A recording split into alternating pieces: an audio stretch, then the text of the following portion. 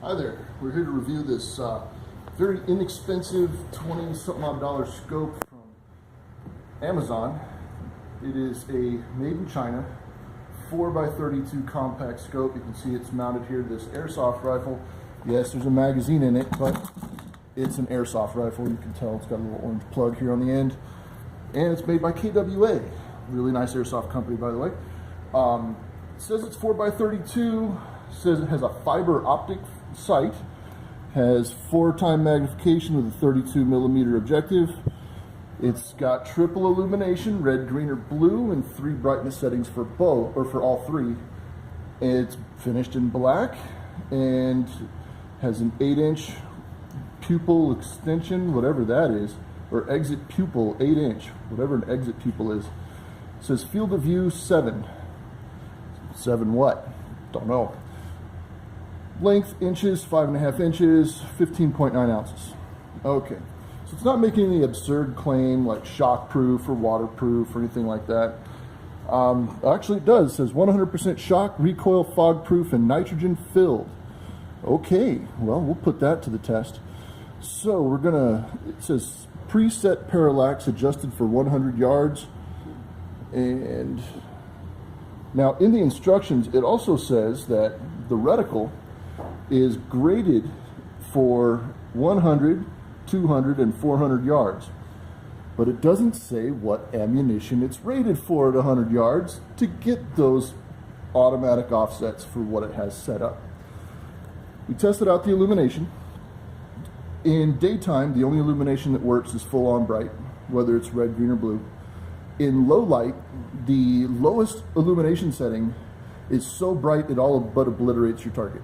So it's supposed to be useful for low light situations, but it's just too dang bright. The illumination comes handy via this 2032, and you hold the dial and then twist off the cap with a coin or whatever you've got handy, and there's a CR2032 battery up under there. Let's take a look at this fiber optic sight. This is nothing more than a plastic rod. Does it work? Sort of. It's bowed. I don't know if you can see it here, but it's actually got a bow in it instead of being flat and straight like it should be. It does glow, but only when the most brightest lights are on it. The rear side aperture is as tight as it can go, and it's loose. I've cranked on it as tight as I can get it, and it's still loose. It's also really sharp. I wouldn't want to catch that on my forearm or anything else while I'm out in the field playing airsoft or shooting a rifle. Being as this is a Chinese knockoff of a Trijicon NSN model, I've brought out my Trijicon NSN model to compare it. The Trijicon does have solid sights, but they're ghost ring with tritium, front post with tritium, and the illumination is batteryless with tritium, and it works fantastic in low light situations. I've also unmounted and mounted this several times, it never loses zero. We have yet to be able to take this out to the range and shoot it, so I'm not sure if it's going to hold zero or not. That's why I've just pretty much put it on the airsoft rifle. Will it make its way onto any firearm that we own? No.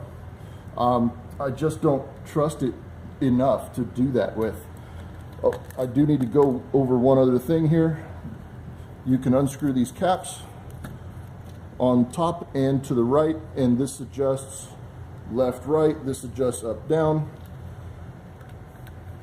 And it's got these pick rails on the front of the scope. Not quite sure what that's about. If you were to mount a laser to it, you're so high off your bore axis it makes it unusable past the 0 point. If you were to mount a red dot to it, it turns your red dot sideways, which means your up, down, left, right are then switched, and then if you have any kind of gradient on your red dot, it's gone. There's no use for it whatsoever. So it did come with 3 tools, 3 Allen wrenches, 2 of which I have no idea what they're for because they don't fit any of the bolts on the scope.